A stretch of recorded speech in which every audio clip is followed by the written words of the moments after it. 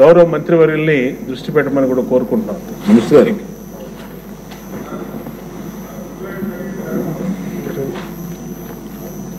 అధ్యక్ష, 2014 నుంచి 2019 మధ్యన చంద్రబాబు నాయుడు గారు చాలా స్పష్టంగా రాజధాని ఒకటే ఉంటుంది కానీ అభివృద్ధి వికేంద్రీకరణ జరుగుతుందని ఆనాడు చెప్తాం జరిగింది అధ్యక్ష.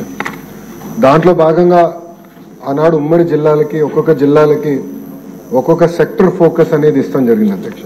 ఒకసారి మనం చూస్తే కరువు ప్రాంతమైన అనంతపురానికి కియా మోటార్స్ తీసుకొచ్చారు, కర్నూలుకి అనేక రెన్యూబుల్ ఎనర్జీ సంస్థలు తీసుకొచ్చారు, చిత్తూరు కడపకి ఎలక్ట్రానిక్స్ మ్యానుఫ్యాక్చరింగ్ సంస్థలు తీసుకొచ్చారు, ఇంకో పక్కన నెల్లూరులో కూడా చూస్తే మన విండ్ టర్బైన్ మ్యానుఫ్యాక్చరింగ్ కానివ్వండి, సెల్ ఫోన్ తయారు చేసే సంస్థలు కానివ్వండి, ఇవన్నీ కూడా తీసుకొస్తాం జరిగింది. ఇంకో పక్కన ఉభయ గోదావరి జిల్లాలు కూడా పెద్ద ఎత్తున ఆనాడు ఆక్వాని కూడా ప్రోత్సహిస్తాం జరిగింది. ఇంకా ఉత్తరాంధ్రకు వచ్చే గల ఐటీని, మెడికల్ డివైసెస్ మ్యానుఫ్యాక్చరింగ్, ఫార్మా అని చాలా స్పష్టమైన కార్యాచరణ ఆనాడు చంద్రబాబు నాయుడు గారు నియమిస్తాం జరిగింది అధ్యక్ష.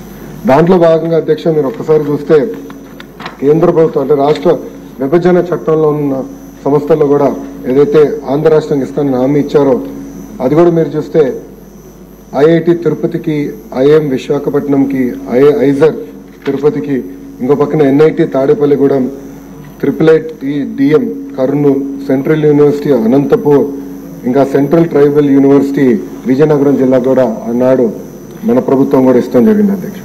అంటే మీరు చూస్తే అభివృద్ధి వికేంద్రీకరణ అంటే ఇది అధ్యక్ష. అంతేగాని 500 కోట్ల రూపాయలు ఖర్చు పెట్టి ఒక ప్యాలెస్ కట్టుకుంటాం కాదు అధ్యక్ష. అధ్యక్ష మీరు ఒకసారి ఐఐటీలో చూస్తే ఆనాడు తెలుగుదేశం ప్రభుత్వం ఆగస్టు 9, 2016లోనే భూములు కేటాయించి పనులు కూడా ప్రారంభించే విధంగా చేస్తాం జరిగింది అధ్యక్ష. ఐఎం విశాఖపట్నానికి వచ్చే గల ఏప్రిల్ 16, 2016లోనే ఆనాడు 240 ఎకరాలు భూమి ఇస్తాం జరిగింది అధ్యక్ష. ఐజర్ పోతే మీరు చూస్తే డిసెంబర్ 17, 2015లోనే 255 ఎకరాలు ప్రభుత్వం ఇస్తాం జరిగింది అధ్యక్ష. ఇంకా ఎన్ఐటి తాడేపల్లిగూడెంకి వచ్చే గల 172 ఎకరాలు ఏప్రిల్ 16, 2016లో ఇస్తాం జరిగింది అధ్యక్ష.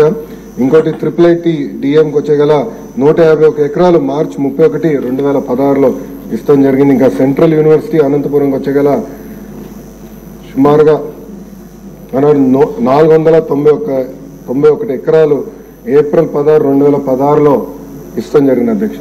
ఇవన్నీ నేను ఎందుకు చెప్తున్నానంటే అన్నాడు యుద్ధ ప్రాతిపదికంగా కేవలం భూములే కేటాయిస్తాం కాదు, పనులు జరుగుతున్నాయా జరగట్లేదా, కేంద్ర ప్రభుత్వం నుంచి రాబట్టాల్సిన నిధులు ఏంటనేది ప్రతి నెల గౌరవ ముఖ్యమంత్రి గారు రివ్యూ చేసేవారు అధ్యక్ష.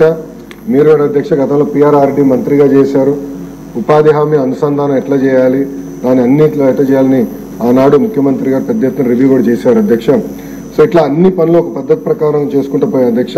వాస్తవంగా చెప్పాలంటే సెంట్రల్ ట్రైబల్ యూనివర్సిటీకి వచ్చేగల కొంచెం డిలే అయ్యగల ప్రభుత్వాలు మారినాయి.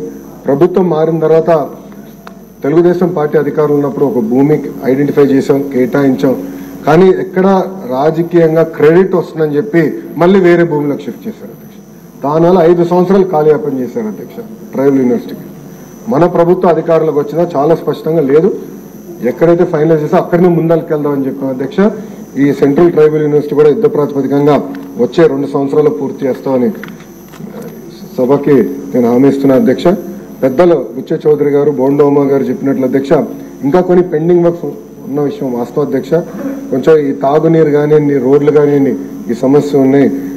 నా దృష్టి కూడా అధికారులు తీసుకొస్తాం జరిగింది. అది తప్పనిసరిగా సంస్థలతో నేను మాట్లాడతాను.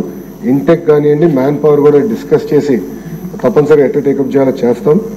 పెద్దలు బుచ్చ చౌదరి గారు